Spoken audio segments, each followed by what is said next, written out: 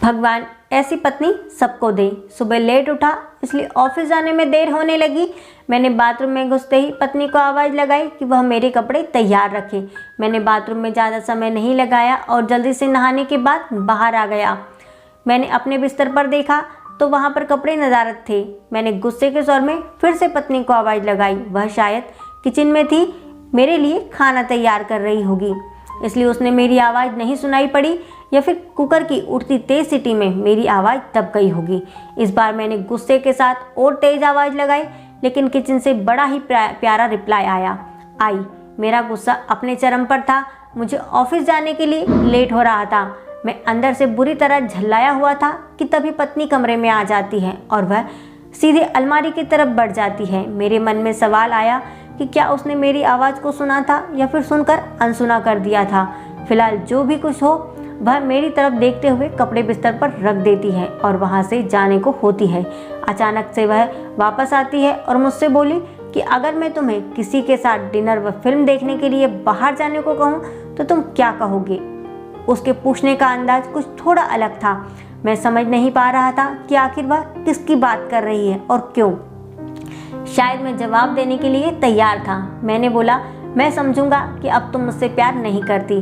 शायद उसने गुस्से अथवा प्यार से मेरी तरफ देखा, लेकिन फिर अगले ही पल अपने होठों पर हल्की सी मुस्कान को दबाते हुए बोली कि मैं आपसे प्यार करती हूँ, लेकिन यह औरत भी आपसे बेपनाह प्यार करती है, शायद मुझसे भी ज़्यादा।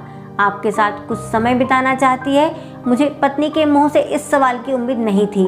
मेरे मन में एक सेकंड में हजारों सवाल ऊपर नीचे होने लगे। आखिर किस औरत की बात कर रही है और किससे मिलवाना चाहती है। ऐसे हजारों सवालों के साथ मेरा मन मुझे घेर रहा था। आखिर मैंने पूछ ही लिया कि किसकी बात कर रही हो। पत्नी ने कुछ बोले बिना ही तस्वीर की तरफ इशारा कर दिया। वह तस्वीर मेरी माँ की थी, जो मुझसे दूर रहती थी, जिनसे कई महीनों से मैं मिला नहीं था। शायद काम की वजह से मैंने उन्हें फ़ोन भी नहीं कर पाया था। मैं अपनी व्यस्तता के कारण उन्हें समय ही नहीं दे पा रहा था।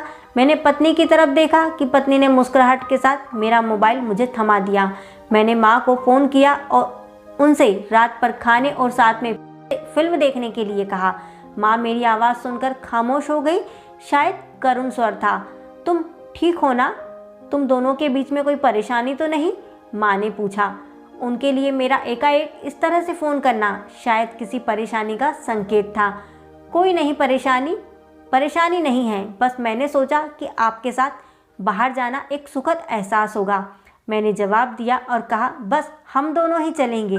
उन्होंने इस बारे में एक पल के लिए सोचा और फिर कहा, ठीक है। शुक्रवार की शाम को जब मैं उनके घर पहुंचा तो वह मेरा इंतज़ार कर रही थी। मुझे देखकर उनका चेहरा खुशी से चमक उठा, जैसे बरसों से खोई हुई दौलत अकस्मात उन्हें मिल गई हो। मैंने माँ के पैर छुए और उन्हें गाड़ी की तरफ ले जाने लगा। वह बार बार मेरी तरफ देखकर हल्के हल्के मुस्कुराकर गाड़ी की तरफ बढ़ रही थी। कार में माँ ने बताया कि उन्होंने अपने एक दोस्त के बेटे के साथ खाने के लिए बाहर जाने की बात बताई है। वह काफ़ी प्रभावित थी। फिलहाल हम माँ के पसंद वाले रिश्ता में पहुंच चुके थे, जो कि दिखने में अब भी अच्छा और आरामदायक था। अंदर जाकर हम दोनों एक टेबल पर बैठ गए और मैंने पास रखे मेनू को उठाया और पढ़ने लगा। एकाएक मेरी निगाह माँ पर पड़ी। वह अभी भी मुझे देख रही थी, लेकिन इस बार वह मुस्कान गायब थी। वह उदास दिख रही थी।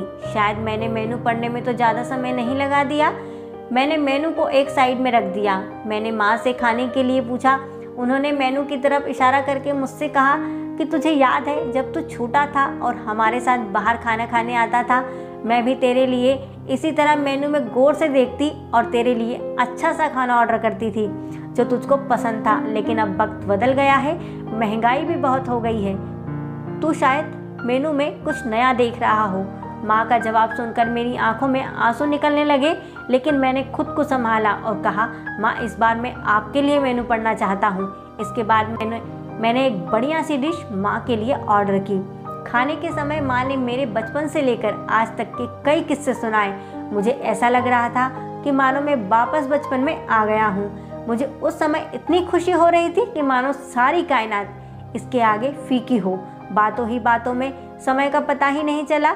मैं माँ के साथ थोड़ा और वक्त बिताना चाहता था, लेकिन अंधेरा हो चुका था और माँ को उनके घर पर छोड़ मुझे वापस अपने घर भी जाना था।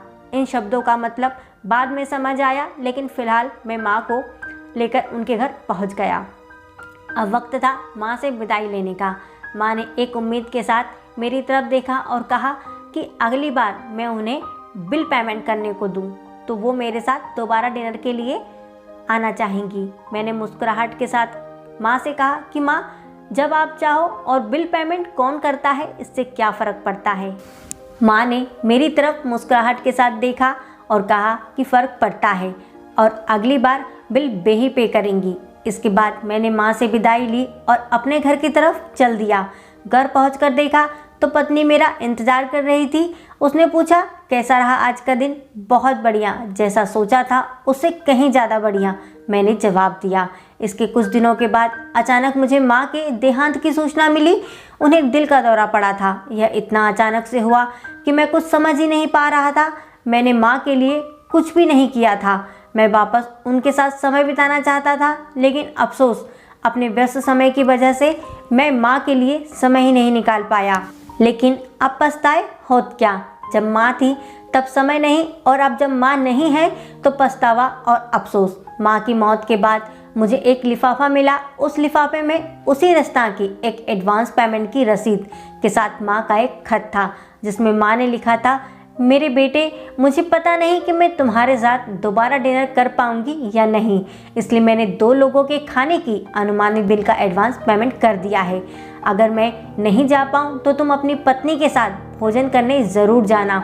उस रात तुमने कहा था ना कि क्या फ़र्क पड़ता है, मुझ जैसी अकेली रहने वाली बूढ़ी औरत को फ़र्क पड़ता है। तुम नहीं जानते कि उस रात तुम्हारे साथ बीता हुआ हर एक पल मेरे जीवन के सबसे बेहतरीन समय में से एक था। भगवान तुम्हें खुश रखे, सदा खुश रखे, तुम्हारी माँ। दोस्तों, इस कहानी से हमें यह शिक्षा मिलती है कि इंसान को दुख अपनों को खोने के बाद होता है।